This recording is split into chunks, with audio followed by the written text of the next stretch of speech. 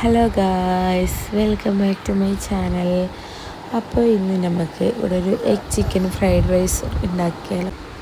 അപ്പോൾ അതിൻ്റെ റെസിപ്പീസ് എന്തൊക്കെയാണെന്ന് നോക്കാം. ആദ്യം ഞാനിവിടെ 4-5 ചിക്കൻ കഷ്ണമായിട്ട് എടുത്തിട്ടുള്ളൂ. അതിലേക്ക് ഉപ്പും കുരുമുളക് പൊടിയും പാടെ ഇട്ടിട്ട് ഒരു 3-4 വിസിലൊന്ന് വേവിച്ചെടുക്കുക. പിന്നെ 2 കപ്പ് ബസ്മതി അരി ഒരു അരമണിക്കൂർ 3/4 മണിക്കൂറോളം വെള്ളത്തിൽ കുതിർത്ത് വെച്ചിട്ട് അത് ഞാൻ കുറച്ച് എണ്ണയും കുറച്ച് ഉപ്പും പാടെ ഇട്ടിട്ട് കുക്കറിലാട്ടോ ഞാൻ ഒരു വിസിലിനൊന്ന് വേവിച്ചെടുത്തത്. അപ്പോൾ ഇതുപോലെ നല്ല അടിപൊളി റൈസ് കിട്ടിയിട്ടോ. ഇനി നമ്മൾക്ക് വെജിറ്റബിൾസൊക്കെ കട്ടാക്കാം.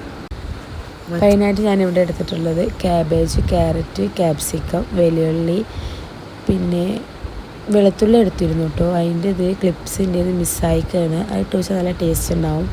അപ്പോൾ ഞാൻ അതൊക്കെ എടുത്തിട്ട് നല്ല ചെറുതാക്കി അരിഞ്ഞു കേട്ടോ. നല്ല ചെറുതാക്കിയിട്ടല്ല, ഒരു ആവറേജ് വലുപ്പത്തിൽ ഞാൻ അരിഞ്ഞു.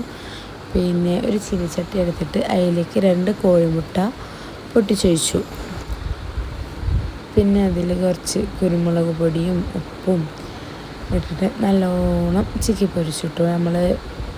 നോർമലായിട്ട് നമ്മൾ സ്ക്രാമ്പിൾ ചെയ്യുമല്ലോ, അതുപോലെ നല്ലോണം സ്ക്രാമ്പിൾ ചെയ്തെടുത്തു. അത് കഴിഞ്ഞിട്ട് നമ്മൾ പിന്നെ വെജിറ്റബിൾസൊക്കെ ഒന്ന് സോട്ട് ചെയ്യാൻ വേണ്ടിയിട്ട് ഒരു ചെമ്പട്ടി അടുപ്പത്ത് വെച്ചിട്ട് കുറച്ച് സൺഫ്ലവർ ഓയിൽ വെച്ചിട്ട് നമ്മൾ അരിഞ്ഞ് വെച്ചിരുന്ന എല്ലാ വെജിറ്റബിൾസും ഇട്ടിട്ട് ഒരു 10-20 മിനിറ്റ് ഒന്ന് ജസ്റ്റ് ഒന്ന് വഴറ്റി കൊടുത്തു. കുറച്ച് നേരം ഒന്ന് അത് വഴറ്റി അത് സെറ്റാവുന്ന നേരം ഒരു 10-20 മിനിറ്റ് ഒന്ന് ജസ്റ്റ് ഒന്ന് വഴറ്റി കൊടുത്തു. വേണമെങ്കിൽ ഉപ്പിടട്ടോ. ഞാനിതിലിപ്പോൾ ഉപ്പിട്ടിട്ടില്ല, കാരണം ചിക്കൻ പൊരിക്കുമ്പോഴും പിന്നെ കോഴിമുട്ട പൊരിക്കുമ്പോഴും പിന്നെ റൈസ് വേവിക്കുമ്പോഴൊക്കെ ഞാൻ ഇത്തിരി ഉപ്പിട്ടിരുന്നു. അപ്പോൾ അവിടെ ഞാൻ ഉപ്പിട്ടിട്ടില്ല.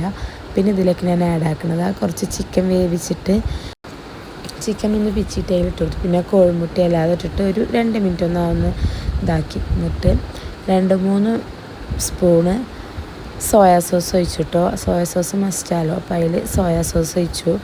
അപ്പോൾ അതിലൊക്കെ ഉപ്പുണ്ടോ എന്ന് നോക്കിയിട്ടാണ് കേട്ടോ നിങ്ങൾ ഇടാൻ. അപ്പോൾ ഞാനിതിലൊന്നും വല്ലാതെ അങ്ങോട്ട് ഉപ്പിട്ടിട്ടില്ല.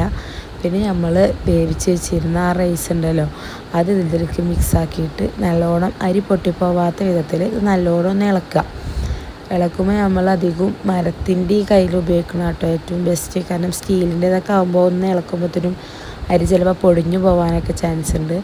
അപ്പോൾ ഇതിൽ കാണുന്ന പോലെ എല്ലായിടത്തും ഇത് എത്തുന്ന രീതിക്ക് നല്ലോണം ഇളക്കി കൊടുക്കട്ടോ. അങ്ങനെ കുറച്ച് നേരം ഇളക്കി കൊടുത്തൊന്ന് സെറ്റാക്കാൻ വെച്ചിട്ട് നമ്മളിത് കഴിക്കാം കേട്ടോ. അപ്പോൾ ജസ്റ്റ് എല്ലാവരും ഒന്ന് ട്രൈ ചെയ്ത് നോക്കിയിട്ട് ഇതിൻ്റെ ഫീഡ്ബാക്കൊക്കെ ഒന്ന് അറിയിക്കാം കേട്ടോ. അപ്പോൾ വീഡിയോ ഇഷ്ടമായാൽ ലൈക്ക് ചെയ്യുക, ഷെയർ ചെയ്യുക, കമൻറ്റ് ചെയ്യുക, സബ്സ്ക്രൈബ് ചെയ്യുക.